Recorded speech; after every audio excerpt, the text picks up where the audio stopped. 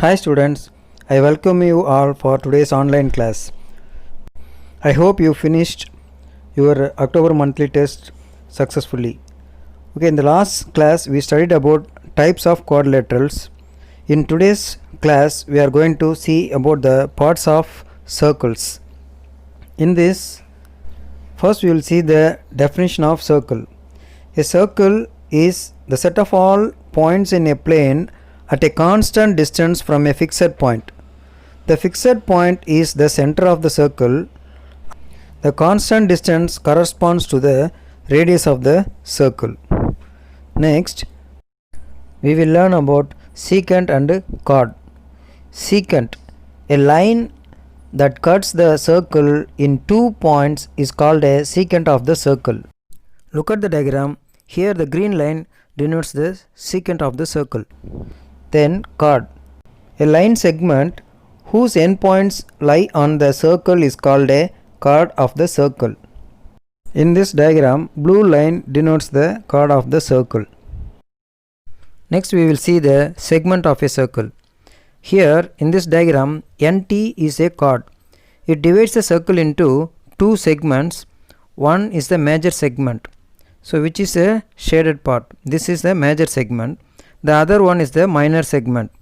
So this is the minor segment. Next, like the segment, we will see the sector. Here look at the diagram. In this we have the two sectors. One is the major sector, the other one is the minor sector. How it forms? Is there any special name for the region surrounded by two radii and arc? Yes, it is a sector. Like segment, we find the minor arc corresponds to the minor sector and the major arc corresponds to the major sector. The next one, concentric circles. Circles with same center but different radii are said to be concentric. Look at this diagram. Here we have different sizes of circles, but all are having same center and different in their radii.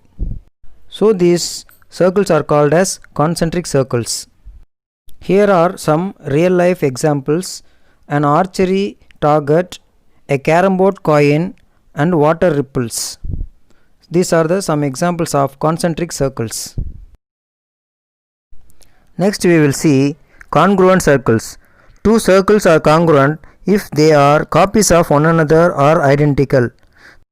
That is, they have the same size. Some real life examples are the two wheels of a bullock cart, the Olympic rings are some of the examples. Next, circle through 3 points. We have already learned that there is one and only one line passing through two given points. In same way, we are going to see how many circles can be drawn through a point. Look at the diagram. Here P is a single point. Through this point we can draw so many circles. Like that, through two given points also we can draw infinite number of circles. So in both cases we can draw infinite number of circles. On considering 3 points, we have two cases. The first one is 3 collinear points. Through 3 collinear points we cannot draw a circle. From the above diagram we can know this. The next case, 3 non-collinear points. If there are 3 points which are non-collinear, they form a triangle. Using the construction of circumcenter, we can draw a circle. So there is one and only one circle passing through the 3 non-collinear points. If you look at the above diagram, you will understand the concept. Now we will see the properties of chords of a circle. Theorem 7 says that the perpendicular from the center of a circle to a chord bisects the chord. That means in a circle, or circle சென்டர்ல இருந்து ஒரு கார்டுக்கு வரையக்கூடிய ஒரு line, perpendicular line வரைஞ்சோம்னா it divides the chord into two equal parts. First I am going to take a chord AB. So consider a chord AB. Consider AB is a chord with the center O. So this is the center O. Now we have to draw OC perpendicular. Draw OC perpendicular to AB. So this is a perpendicular symbol. Draw OC perpendicular to AB. Now we have to join OA and OB. If we join this OA and OB, we will get two triangles. So we get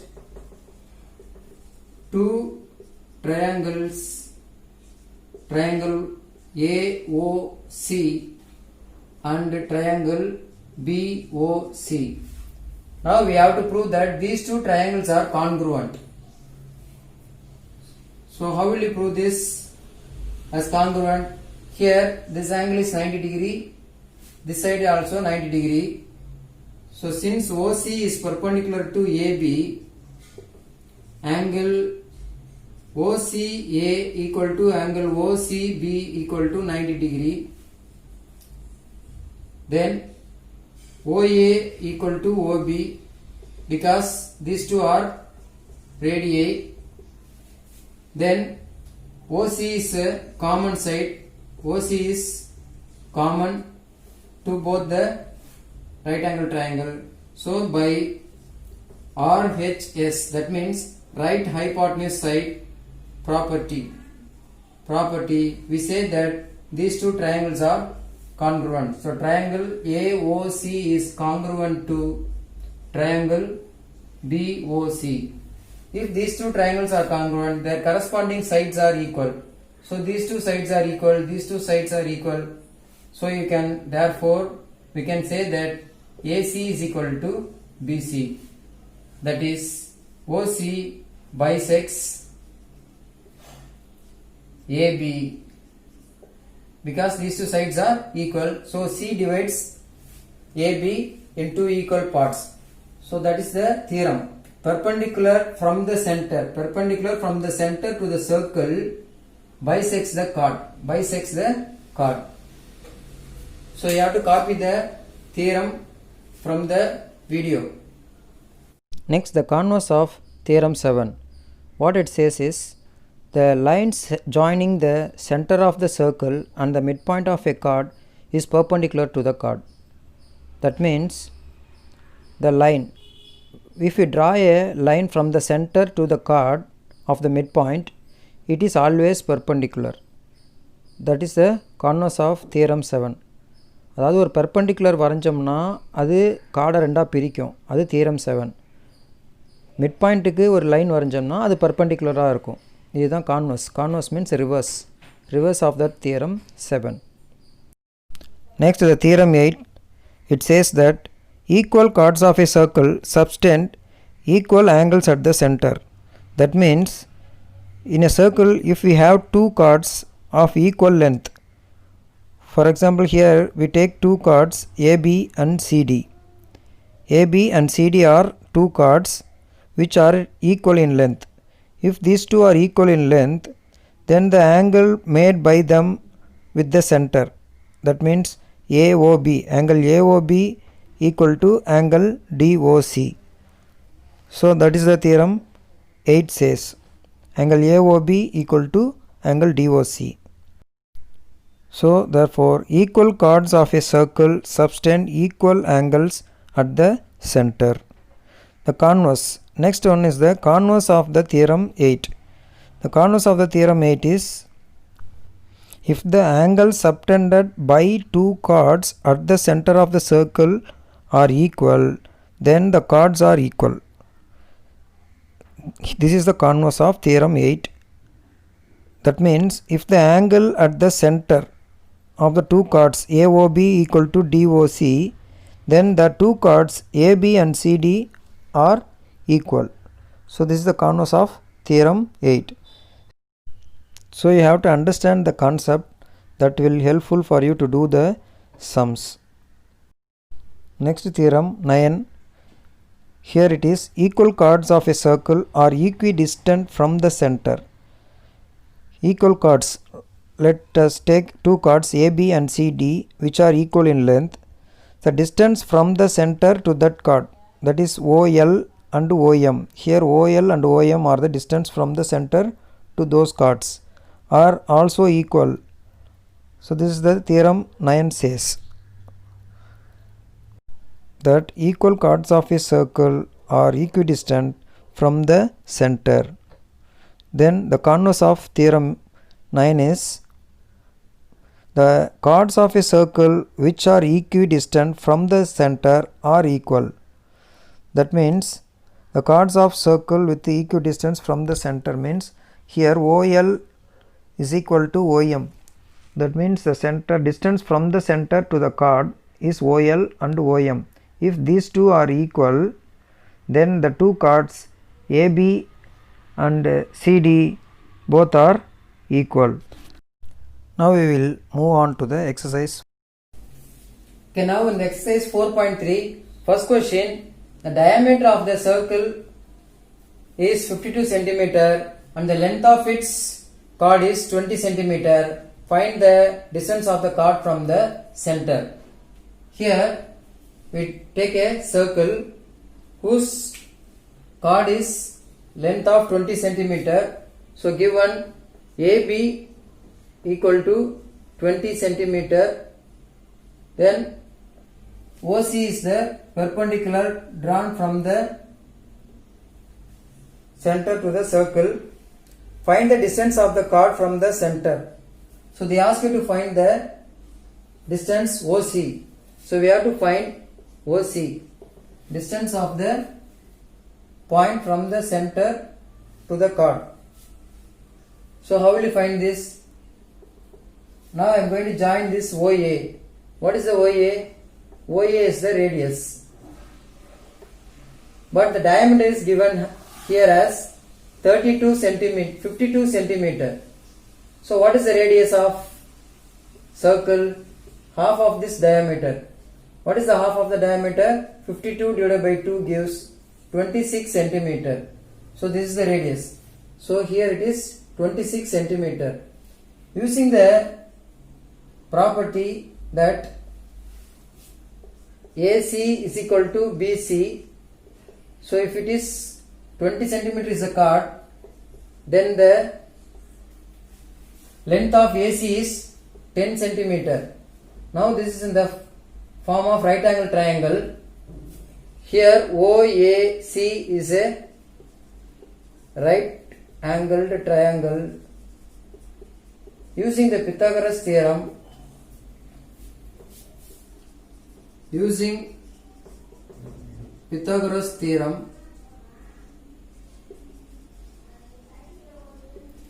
we can find the OC. OA square is equal to OC square plus AC square. OA is the hypotenuse. What is the value of OA? OA is the radius, which is 26 centimeter. So 26 square is equal to, we don't know the OC square plus AC. What is the value of AC? AC is 10 square. So OC square is equal to 26 square is 676 minus 10 square is 100. So 676 minus 100 gives 576. OC square is equal to 576. OC is equal to 576 is the square of 24. So OC is equal to 24 centimeter. So we get the value of OC as 24 centimeter. So this is the distance from the center to the chord. Next, in the second sum, the chord of length 30 centimeter is drawn at the distance of 8 centimeter from the center. So from the center of 8 centimeter, a chord of length 30 centimeter is drawn. Here the chord AB is equal to 30 centimeter. So given, what is the value of given? AB is equal to 30 centimeter, which is the chord, and OC is equal to 8 centimeter, which is the distance from the center to the chord. They ask you to find the radius of the circle. So OA, they have asked you to find the radius OA. To find OA, again we have to use the Same thing. Here OAC is a right angle triangle. So in a right angle triangle,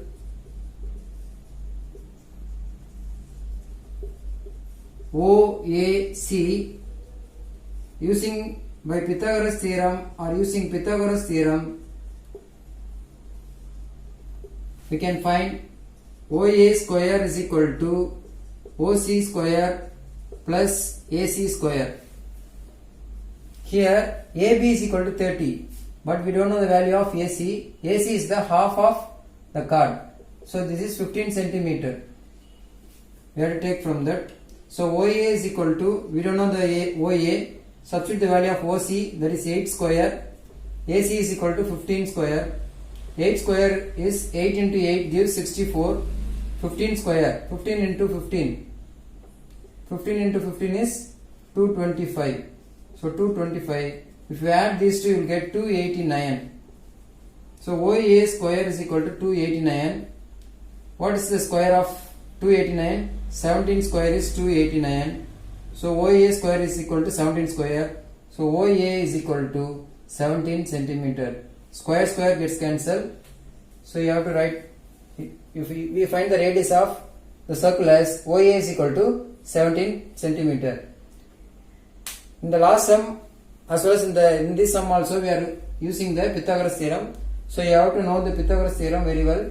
In a right angle triangle, hypotenuse square is equal to sum of the squares of the other two sides. Using that, we can do the sums. Find the chord length of the chord AC, where AB and CD are two diameters perpendicular to each other of a circle with radius 4 root 2 centimeter, and also find the angle OAC and OCA. So first we are going to consider a circle with two diameters AB and CD. So AB is a diameter and CD is another diameter which are perpendicular to each other. So therefore all the angles at the center are 90 degree. We have to find the length of this chord AC. What is the length of this chord AC? And we have to find the two angles OAC and OCA. This angle is also 90 degree. Since this is 90 degree and OA and OC are the radius of the circle, these two sides are equal. If these two sides are equal, then this triangle OAC is an isosceles triangle. So OA equal to OC, which is equal to radii. So the triangle OAC is an isosceles triangle. Since two sides are equal, it is isosceles triangle. Since it has right angle as it's one of its angle, we can add the angles OAC plus OCA plus AOC equal to 180 degree. Here angle AOC is equal to 90 degree. We know that. So 90 degree, if you substitute here, you will get OAC plus OCA plus 90 is equal to 180. So 180 minus 90 gives OAC plus OCA. Since these two sides are equal, these two angles are also equal. Because of the isosceles triangle property, angle OCA equal to angle OAC, which is equal to x. If you substitute this as x, x plus x gives 2x is equal to 90 degree. So x is equal to 90 by 2, which is 45 degree. So both of these angles are 45 degree. Angle OAC is equal to angle OCA equal to 45 degree. Now we have to find the length of this chord AC. How will we find this? The radius is given as 4 root 2. Here also 4 root 2. Since this is 90 degree, this is the hypotenuse side. So AC is equal to root of 4 root 2 whole square plus 4 root 2 whole square. So root of 4 square is 16. 16 into 2, 32. Again here also 32. 32 plus 32 gives 64. 64 is 8 square.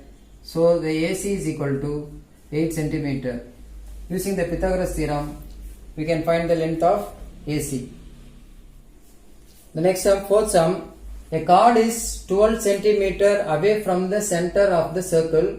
Consider a circle with center O. A chord is 12 centimeter away from the center. So from this center of 12 centimeter we have a chord. So this is 12 centimeter. We have a chord. Let the chord be AB with the center and the radius 15 centimeter. Find the length of the chord. They ask you to find the length of this chord AB. Here OC divides AB equally. So OC is perpendicular to AB means, so AC is equal to BC. First we are going to find the AC by using the Pythagoras theorem. This is 90 degree. So in a right angle triangle, OAC, using Pythagoras theorem,